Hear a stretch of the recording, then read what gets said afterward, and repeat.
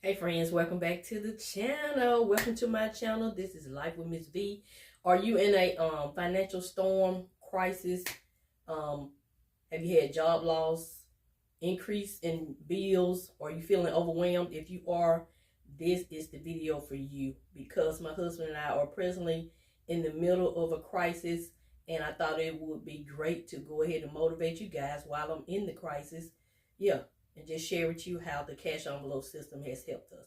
So if that's something you're interested in, stay tuned. All right. So today I'm going to show you how the cash envelope system helps during a financial storm, not only when things are going smoothly, but it is helpful in a storm as well. So I will be looking down to reference my notes because we have a lot going on. So this is part 2 of my financial storm. It started like the end of January, so we still ended. We getting to the end of it, so I thought I would come on and encourage you guys. Yeah. So what is a financial storm? That's any season where you feeling tight with your finances and you having to make decisions as far as your finances. That's what a financial storm is. So I'm gonna walk you through it. So as mentioned, this is part 2. So I'll link part 1 up in the iCards so you can see what all happened with our finances, so you'll be able to understand part 2. So I'll piggyback off the end of part 1. I had to, let me give you some information so you'll understand what's going on. My husband and I have 3 vehicles. We always try to keep a truck that he drives to work. I drive a car. We try to keep an SUV. We always try to keep a extra vehicle in case we have car repairs and don't have time to, get them fixed. That way we just drive the other car. So my car has been leaking oil for years. I just never took the time to go get it checked out, and I finally took it to the shop and got it checked out. It was leaking oil around some gaskets. Took it to the shop, got it back, had to take it back to the shop. So that's what happened at the end of part 1. I took it back to the shop. So I'm going to look at my notes.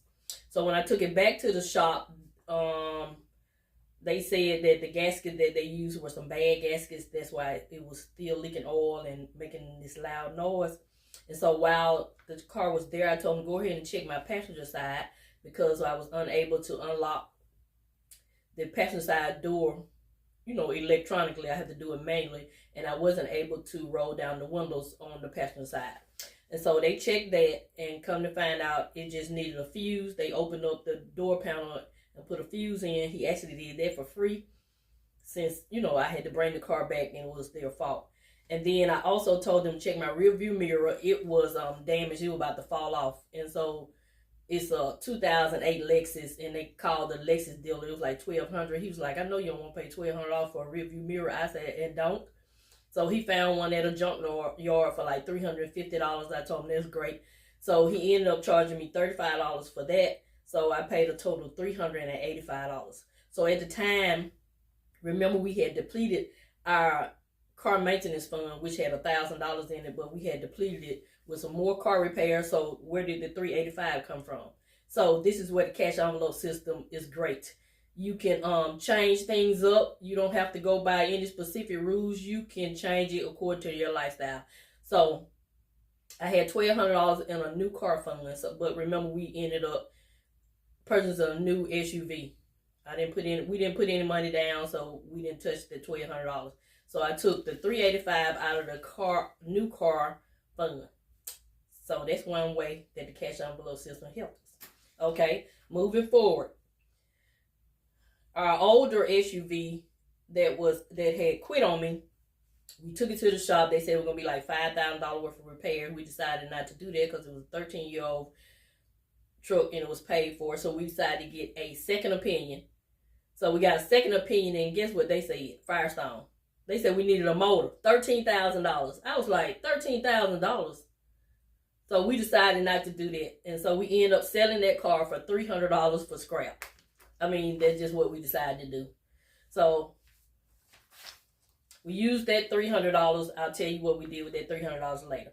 Okay, moving right along. Okay, we in the storm. We still in the storm. It's still kind of bumpy a little bit. My husband gets laid off. I say laid off. They had too much inventory and they didn't let him work for like a week and a half. but not laid off in the sense that he can apply for unemployment. They just didn't have any work for him to do.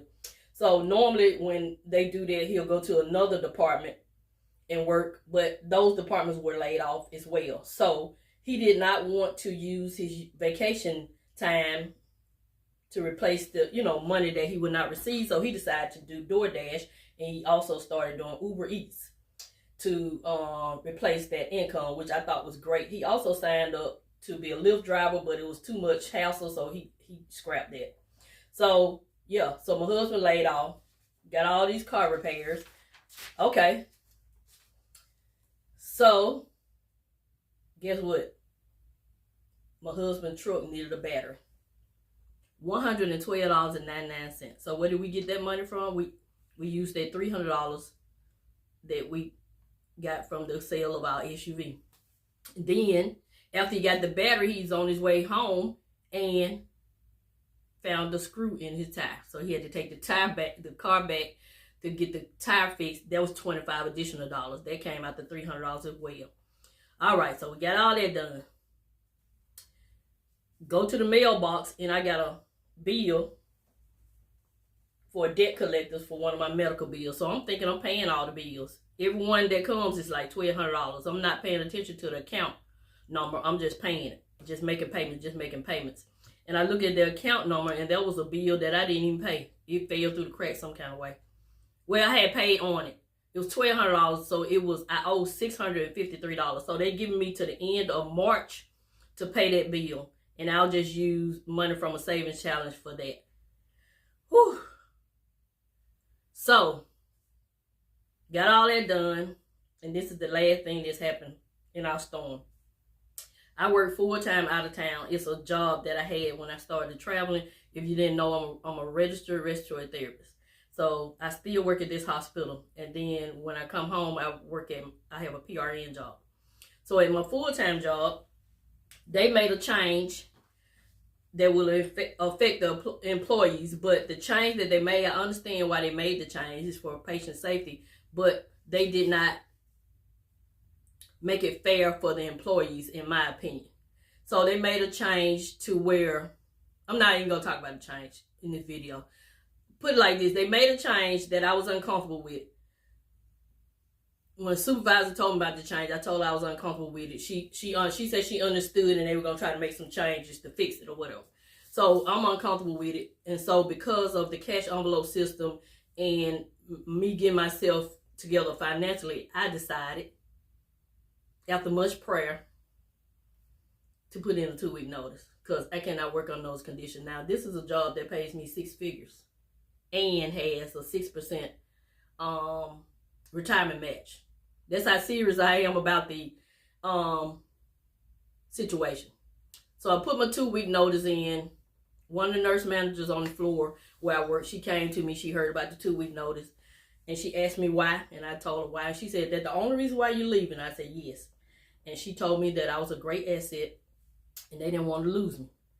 And she would try to, email the appropriate people to try to fix the problem. So at this time, my immediate director is still out of town. She hadn't got the 2-week notice yet because I slid it on her door. So 2 days later, I'm at my PRN job, and my supervisor calls me, and she was like, "What is this under my door? What is this under my door?" I'm telling her what it is. And I'm telling her the seriousness of it. And she tells me that I'm a great asset to the company, and they don't want to lose me. And they're going to get together and try to fix the problem and ask me to please reconsider leaving. I told her because she was, nice enough to come talk to me, I would reconsider it, but I say I am very unhappy. Everybody else is unhappy too, but I put forth some actions. And I think that's because I have my finances in order and because I believe in God. And so, as of this video right here, I hadn't gone back to work. I did tell her she could tear up the 2-week notice, but I told her I was serious about leaving. And she said she knows that I'm serious about leaving, and she said she was about in tears. I said, I hate to do that, but I can't work under those conditions. And that was the cash envelope system has done for me. Aaron over at Sassy Beauty Budgets, they just did a quote about that. When you have, I'm paraphrasing, but pretty much when you have finances in order, you you will not stay in situations that you don't feel comfortable when your finances are in order. Or they're in order where I could just not work? No. But they're in order where I don't have to work somewhere where I'm uncomfortable and it's not safe for me or the patient. So they are putting in some safety measures. And she said she's going to have a staff meeting. And so I keep you guys up to date. But I was serious about that 2-week notice. And she knows it. So anyway, that's all the bumps that we've been through. So the cash envelope system, during a financial storm, it helps you to prioritize what matters to you. It really does. And the main goal for us is not to go back to bad habits of just grabbing a credit card and just using it. And just swiping a debit card just because we have it. So that's our main focus, is to keep down debt as low as we can. So, and only use the money in the fund if it's necessary. So with all that going on, I did not feel the need to go to my 1 month ahead. At one point, I thought I was going to have to go to my 1 month ahead fund, but then some other things happened and we made decisions not to. So as I always say, everything is not a emergency. It just forces you to make different decisions. Even though we had all these financial things going on, we have money that's in our buffer, and we have some habits that we could change to where we wouldn't have to go to our emergency fund. Like, we don't have to eat out as much as we do. We could cook at home more. I would do that before I go to my emergency fund. And, you know, different little things that you can do. I could cut out some of these bills before I go to my 1 month ahead. So I'm serious about my 1 month ahead, and I'm serious about saving up 1 year's worth. So it's a true emergency if I go to that 1 month ahead. So I was proud of my husband for coming up with the idea of doing the DoorDash and Uber Eats, and I am amazed at how much people pay for you to deliver them some food. He was able to make a decent amount of money, even though his check was short. It was like he made like half of what he normally would make because he was off a week and a half in a 2 week because he get paid bi-weekly. So he was able to supplement that income with just delivering food to people. So that's a great service. So yeah, so the cash envelope system, yeah, it gives you peace of mind. It really does. And because we are good stewards of our money during these storms, but being a good steward during these storms prepares you for the sunshine that comes afterwards. And I'm looking forward to the sunshine. So yeah, so that's what's all been going on with us. And sometimes wisdom with money isn't about having more money. It's about managing well the money that God has already placed in your hands. That's what we did during this storm. And if you're in a financial storm right now, remember, a plan brings peace. A plan brings peace.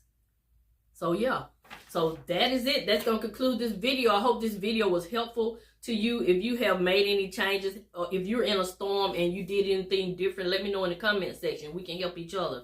So yeah, so that is it. That's part 2 of my financial storm. I'm looking forward to the sunshine. And if we continue to be in the storm, we'll continue to trust God and trust this cash envelope system.